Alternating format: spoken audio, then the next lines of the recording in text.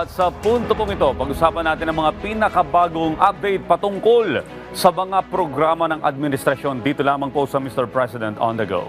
Una nga po dyan mga kababayan, pinamamadali na ni Pangulong Ferdinand R. Marcos Jr.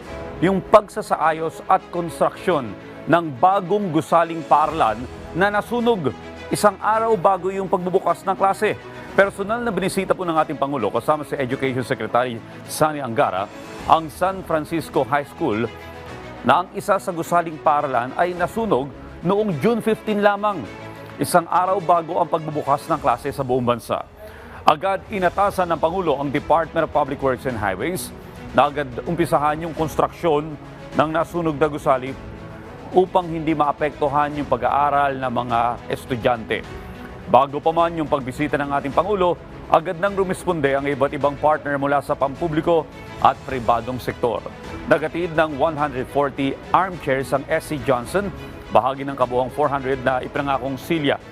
Nagbigay naman ng pintura, toilet fixtures at manpower ang San Francisco High School Alumni Association at Barangay Santo Cristo. Nagpadala rin ng tauhan at supply ang pamahalang lungsod ng Quezon sa pamamagitan ng kanilang sanitation at engineering offices. Nagbahagi ng mga sobrang upuan ng mga kalapit na pampublikong paaralan habang naglabas ng paunang 100,000 pesos na tulong pinansyal ang School Division Office ng Quezon City. Nakikipag-ugnayan din ang DepEd sa Philippine Statistics Authority at SM Foundation para sa karagdagang suporta. Naganap ang sunog noong Hunyo 15 ng umaga at tuluyan na sunog ang Dao Building. 10 silid-aralan ang naapektuhan. Tinatayang 3 million pesos ang halaga ng pinsala na nakaapekto sa humigit kumulang 720 students ng junior high school. Tiniyak naman ng DepEd na magpapatuloy ang klase. Inilipat pansamantala ang mga estudyante sa DepEd Building na may 12 silid-aralan na pansamantalang nilisan ng Schools Division Office.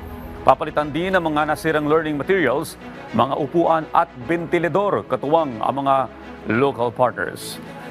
Inirekomenda na rin ng DepEd ang pagpapatayo ng bagong gusali na may 20 silid-aralan upang palitan ang nasunog na Dao Building at maibsan ang kakulangan sa silid-aralan sa paaralan. Sa higit 7,300 enrollees at halos 330 na guro at kawani, isang San Francisco High School sa pinakamalaking pampublikong paaralan sa Quezon City. At yan po muna ang ating update ngayong umaga. Abangan ang susunod nating tatalakayin patungkol sa mga aktibidad at programa ng kasalukuyang administrasyon dito lamang sa Mr. President on the Go.